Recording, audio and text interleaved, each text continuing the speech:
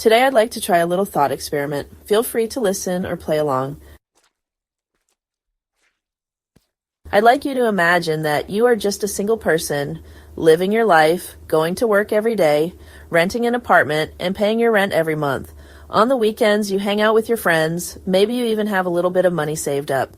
Then one day, you go to work, and your boss tells you they are letting you go, they are laying you off, they are getting rid of your position, and it's official.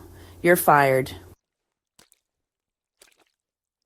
So now what? Well, if you lost your job, it's time to look for a new job.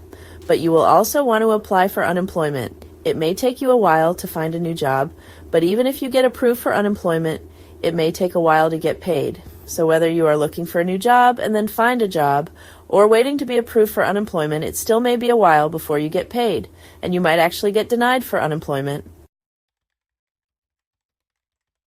So, what's next? Well, you may be concerned about getting your rent paid. Maybe you just paid your rent before you lost your job, or maybe you will be using your last paycheck to pay your rent. But eventually, the money will run out. If you had some saved up ahead of time, you may need to use that money to pay your other bills, like your electric bill or your phone bill. But what about food? Well, I will suggest applying for food stamps, which may be referred to as SNAP. Getting approved can happen fairly quickly. On the off chance you are denied food stamp benefits, you will want to look into food banks in your area. Each food bank has their own policy as far as how many times you can come there, or if they require you to prove you have recently lost your job. Some food banks are no questions asked food banks and will give food to anyone that shows up. And don't be surprised if there is a long line at the food bank, because there are many people in need.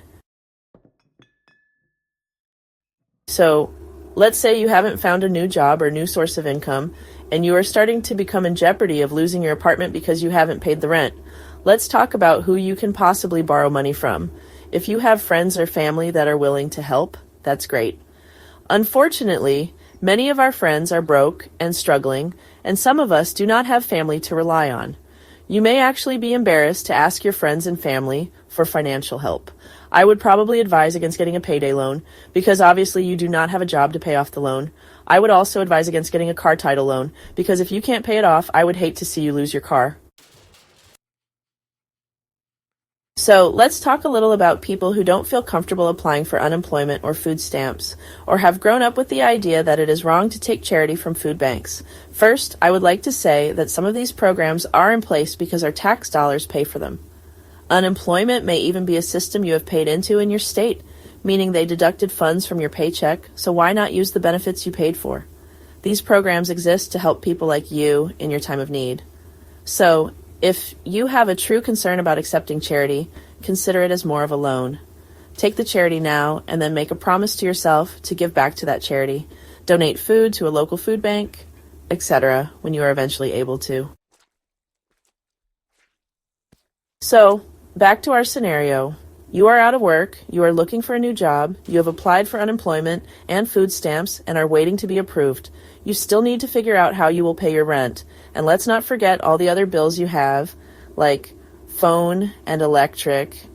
You will probably want to keep your internet service because you will need internet to go online and apply for jobs. This is also why you need to make sure your phone bill is paid so that jobs can call you for interviews. Now, if you have a car, you may have a car payment. You will need to put gas in your car to drive to job interviews. There may come a time when you can no longer keep up with all these bills, and you might even need to start to sell off some of your belongings. You may need to sell your car or allow it to be repoed. So let's talk about what you can do before it comes to that. For instance, your local electric company may have a program to help people with financial assistance to pay their bills, or refer you to a charity like the Salvation Army. Some cell phone companies will allow you to defer your payment to a later date. The company you make car payments to may also offer a deferral program as well. All you have to do is reach out and ask what sort of assistance programs are available. Your local city housing authority may also have a program to help you pay your rent.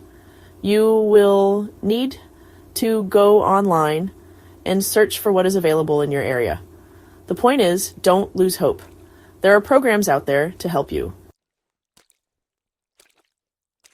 You can contact your church for help, but if you do not regularly attend church, you can still look into what programs the local churches in your area offer, from food banks to housing assistance, even if you are not a member of that church.